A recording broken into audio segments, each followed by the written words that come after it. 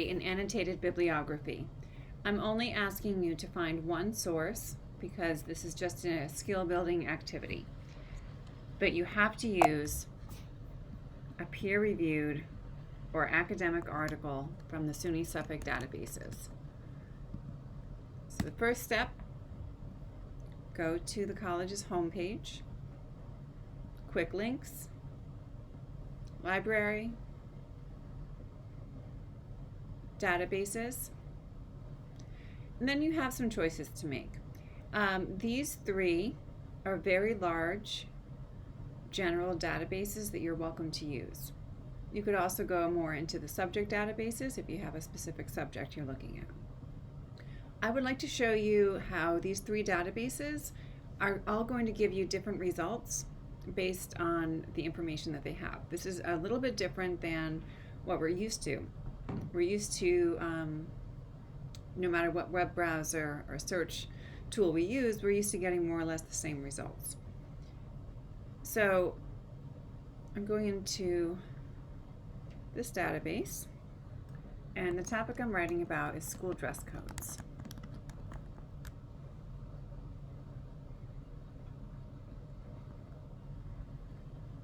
So I want to have this checked off, full text, and I also want to have this checked off because I really only want to find academic journals. I'm going to click on search.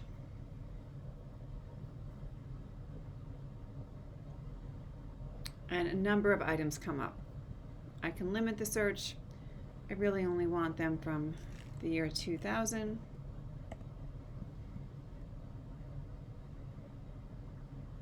They won't be that current because these articles are peer-reviewed. And what that means is that an expert in their field, somebody with a master's degree or a PhD in the field that they study, has written an article. Then they have submitted it to a panel of other experts for them to review. Those experts review it, they offer some suggested edits and comments, and they send it back to the original writer for revision. So the peer review process can take a long time. So usually the peer review journals are going to end about a year or two prior to the year we're in. So this one only goes up to 2023. It's 2024 now. So these, I'm getting 155 results using the EBSCO databases. Let me go to Academic Search Complete. I'm going to use the same search criteria, school dress codes, academic journals,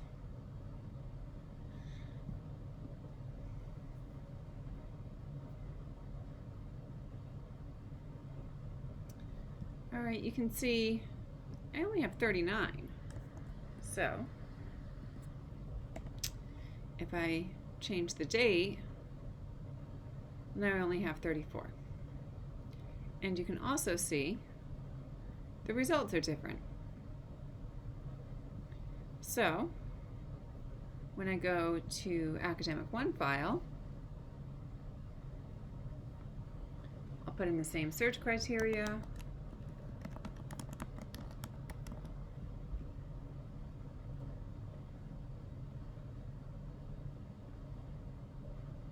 Oh, you know what? I did not put in peer-reviewed journals. So you can see there's 16.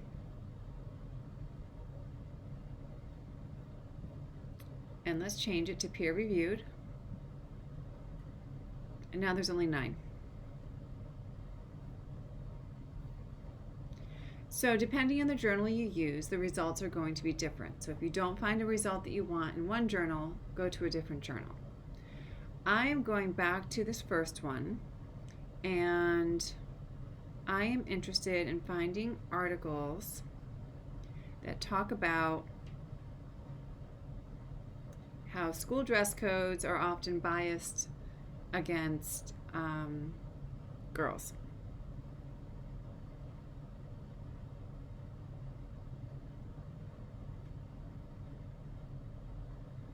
So the first thing I do when I go to this article, I'm going to quickly read the abstract. Okay, it looks like it makes sense. And then the very first thing I'm going to do is go down here to this button Cite, C-I-T-E.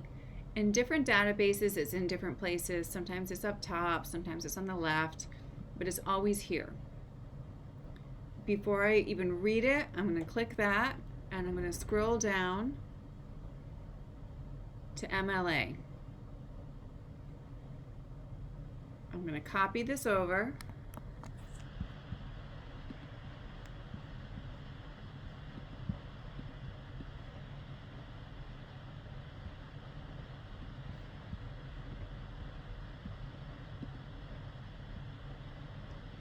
I'm going to paste special. That's going to paste it in without any context.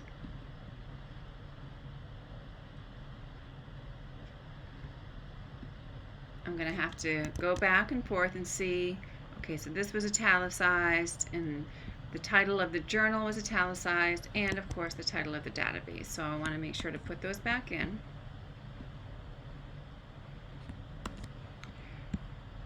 It's an extra step, but the reason I do this is because it makes it easier in the long run. I'm going to paste it in without doing that paste special or paste as text, and it comes in like this. So then you have to change the font, you have to get rid of the gray highlighting. It comes over with all this HTML code kind of embedded into it, so we don't really want that. So now I'm going to read the article. I'm going to PDF the full text.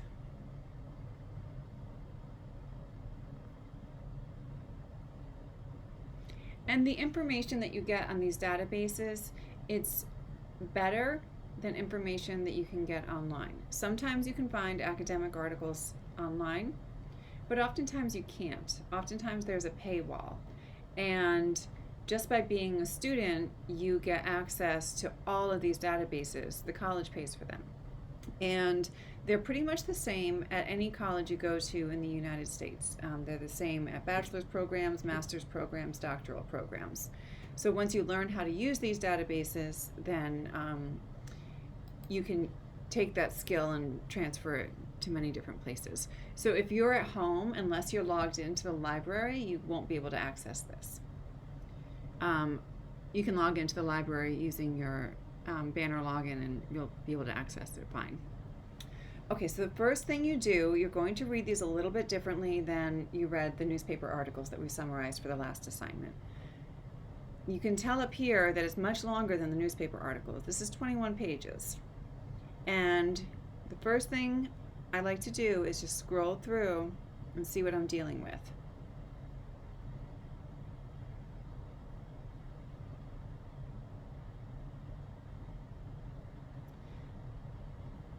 So I'm looking at these subtitles.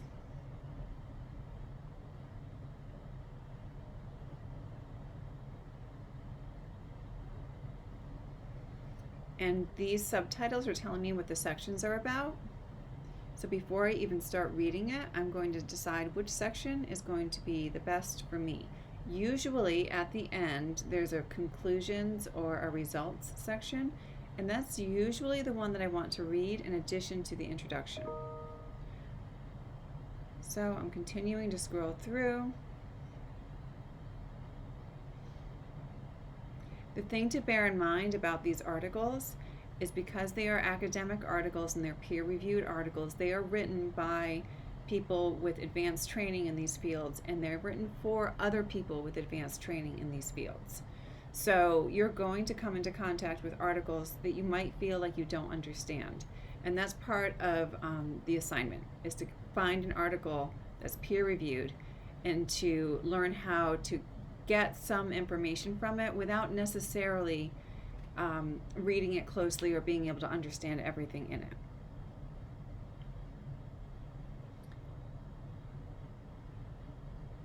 So here we go. I'm finding some good stuff here in the conclusion.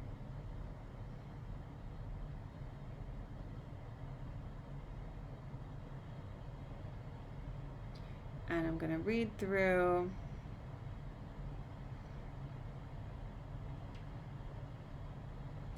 I'm going to read through the conclusion, and then I'm going to scroll back up here, and I'm going to read this first part. And I'm going to find a couple places to highlight. So I would either highlight it online, or I would print it out and highlight it. And then based on what I highlight, I'm going to bring it over as a summary. So this assignment only has 2 paragraphs. This is from a different article, but just for the purposes of explanation, I'm not going to use the article I just found. I'm going to show you how I did this for the other article. I couldn't find the other article, so I had to find a new one. What you want to do is find 2 main points of the article, and you're going to create one paragraph that's around one of those main points and another paragraph that's around another main point. And it's also very helpful if you can find a quotation, because that way you can use the quotation sandwich technique, where you have the quotation in the middle of the paragraph and then you build your paragraph around that quotation. For example, what I put for the first article that I found: Ruth Ann Robson, a professor of law at the City University of New York. I'm introducing this person. I want to let my reader know why they should trust this person. Has written about the complex issues of school dress codes. So I'm introducing the topic. And then I bring in a quotation, and then another quotation, and then I explain it. In these ways, school dress codes may actually promote and worsen prejudice against students based on sex, race, and socioeconomic status. So this is one main point that an article by Professor Robson makes. You can go to your article and, based on the highlights, go through and highlight things that you find important, and then go back and only read the highlighted portions, and then construct 2 body paragraphs about 2 of the main points. One body paragraph for one point, one body paragraph for another point. It'll be similar to assignment 6, but it's going to be a little more difficult because the text that we're choosing is a little bit more difficult, and but the task is pretty much the same: to summarize 2 main points of this article.